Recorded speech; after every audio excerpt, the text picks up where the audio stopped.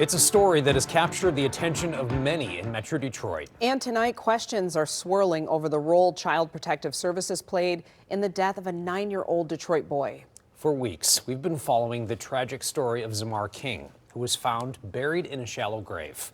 His mother's accused of killing him before running away to Georgia.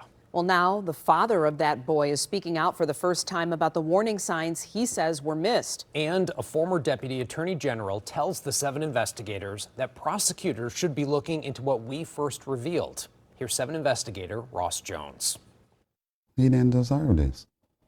He already stated what was going on in the house.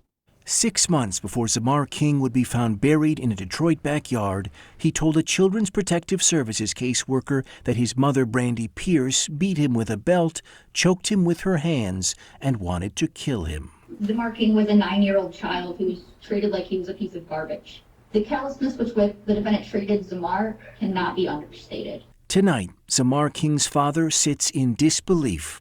How, he asks, could state watchdogs not protect his son after what he told them? I don't expect that because I respect that CPS will take action. Derrick Brown only learned Zemar was his son through his death. A DNA test after they found his body confirmed it. Derrick had been in a relationship with Brandy Pierce a decade earlier, but said they lost touch until about 2 years ago, when he says Pierce showed up out of the blue with Zemar.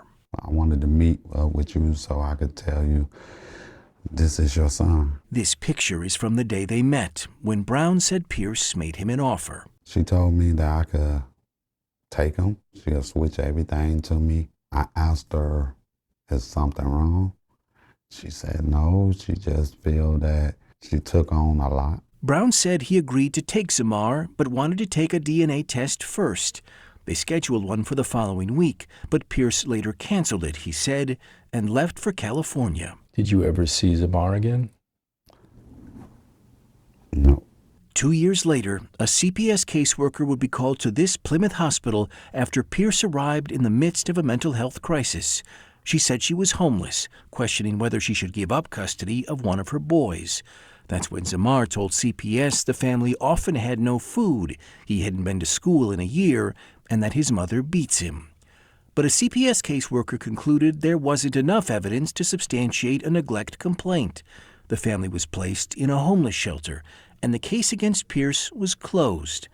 Tonight, the Michigan Department of Health and Human Services will not say whether that caseworker is under investigation or facing any discipline. Not every time a government employee makes a mistake or does something wrong, does the government then prosecute them. However, there are certain circumstances, at least the issue should be reviewed. And this is one of those cases. Matthew Schneider is a former U.S. attorney for Michigan's Eastern District, and before that, he was Deputy Attorney General for the state. There is not a doubt in my mind, if I were still the Deputy Attorney General, I would be looking for the reports in this case. I would want to know what happened. And should law enforcement get heavily involved in investigating and looking at this case and contemplating whether or not charges should be brought. Schneider says there are 2 charges a prosecutor would most likely consider. Willful neglect of duty, a misdemeanor charge that was brought against Rick Snyder and others as part of the Flint water crisis, and misconduct in office, a felony charge that carries up to 5 years in prison.